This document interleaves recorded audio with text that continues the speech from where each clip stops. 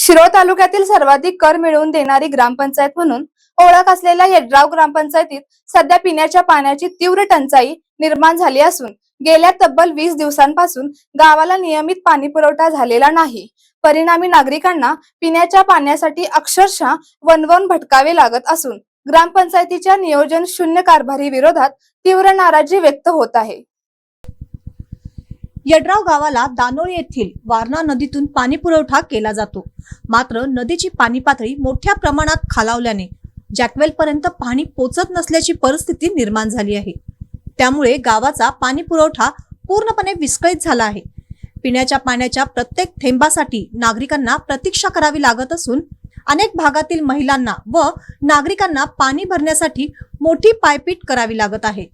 दरम्यान ग्रामपंचायतीने सध्या नागरिकांना पाण्याच्या व्यवस्थेसाठी पाण्याचे टँकर गल्लोगल्ली फिरवत आहेत।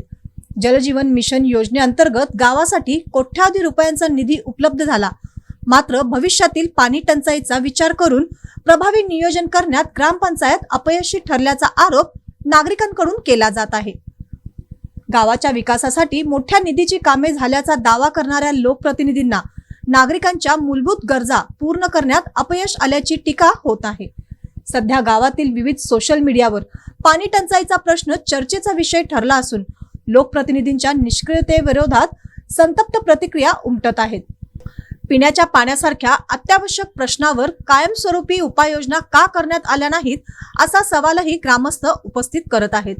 भविष्यात अशा परिस्थितीची पुनरावृत्ती होऊ नये यासाठी लोकप्रतिनिधी बोध घेऊन दीर्घकालीन व शाश्वत पाणी पुरवठा योजना राबविणार का अशी अपेक्षा नागरिक व्यक्त करीत आहेत।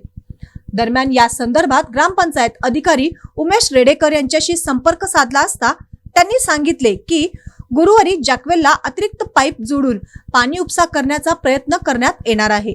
या उपायामुळे काही प्रमाणात पाणी पुरवठा सुरू होण्याची शक्यता आहे। मात्र नदीतील पाणी पातळी लक्षात घेता पुढील काही दिवस पुरेसा पाणी पुरवठा होईल की नाही याबाबत सध्या निश्चितता नसल्याचे त्यांनी स्पष्ट केले। गावाला शक्य तितक्या लवकर पाणी मिळावे यासाठी प्रशासनाचे प्रयत्न सुरू असल्याचेही त्यांनी सांगितले।